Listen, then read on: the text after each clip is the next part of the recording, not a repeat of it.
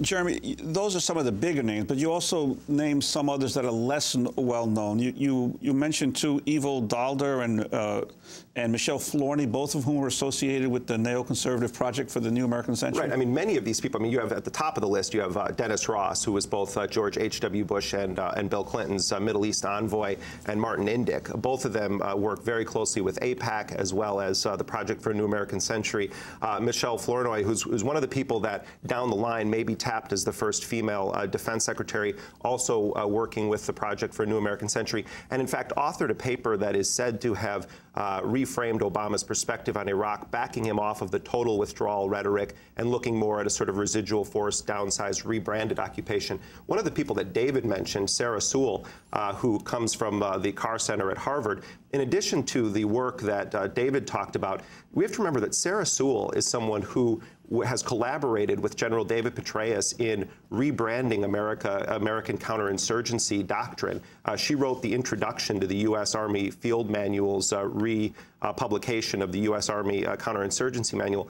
This is a manual that is based on deception, lies, shadow warfare, paramilitary warfare, and she's been criticized by progressives and other academics for collaborating with the military in developing how to make a better, more effective war machine that also can be spun in human rights circles as, well, softer than that of George W. Bush. I mean, really what we're talking about here is not just Bush light, but an extension of the sort of militaristic, belligerent foreign policy that has been a staple of the U.S. machine for all of our lifetimes.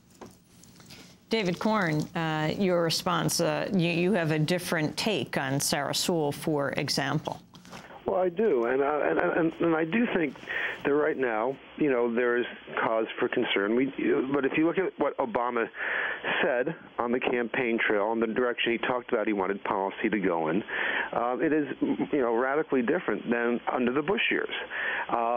Listen, I was on the front lines, and when it came to, you know, raising questions about the path to war, and I looked very closely at what Joe Biden did. Now, I don't defend what Joe Biden did in terms of what Jeremy said, but again, he had a different position than Hillary Clinton. Well, Hillary Clinton was off, you know, was basically, you know, throttle up, you know, all speed ahead in terms of the resolution. Biden did try and failed, but he did try to, and mainly was undermined by Dick Gephardt in the House, but he did try to put it forward a different resolution that would have made it harder for Bush to have gotten the authority to go to war, and that would have been far more deferential to UN inspections and far more supportive. Now, at the end of the day, it didn't go as far as I would have wanted it to have gone, and of course, it didn't succeed. But there is a degree of nuance even amongst the old guard, and so and you know, and there are some people who've admitted to making mistakes. There are some people who've talked about how things went wrong and been more forthright about it than others. But it's true, the Democratic policy establishment, by and large, were complicit. We're complicit in this war in Iraq.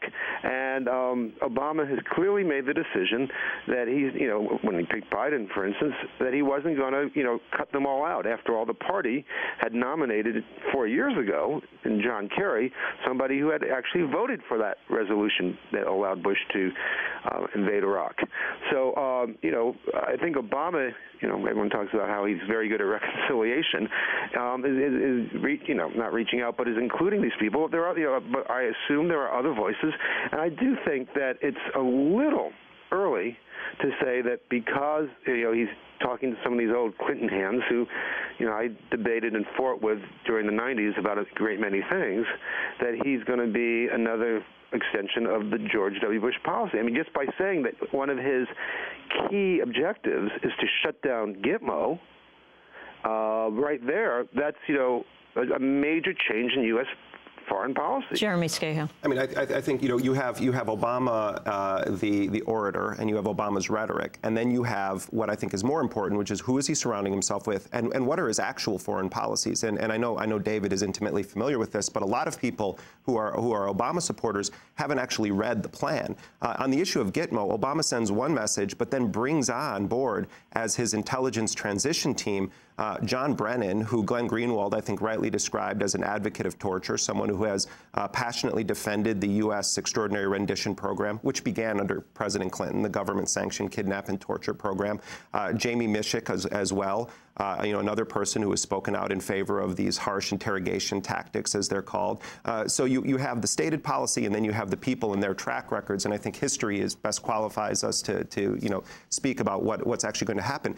But while he does call for shutting down Guantanamo, there are very hawkish components to the Obama plan. He has credited himself with calling for a surge in Afghanistan and saying that President Bush and John McCain followed his lead. He believes in a paramilitarization of the war on drugs in Central and Latin America. He is not going to shut down these private contractors that have made these offensive wars of aggression possible. His Iraq plan is a downsized, rebranded version of the Bush plan through his residual force operations. And then the position that he laid out at AIPAC, where he talked about Jerusalem must remain undivided. That was a speech that was crafted by well-known neoconservatives, and it was messaging to the very right-wing Jewish community in the United States as a way of saying that Obama was going to be pro-Israel. He went further, in fact, than President Bush. He said, well, the U.S. embassy should be in Jerusalem. All of the candidates say that, but then saying that Jerusalem must be undivided, that was further than a lot of Republicans are willing to take it. And so,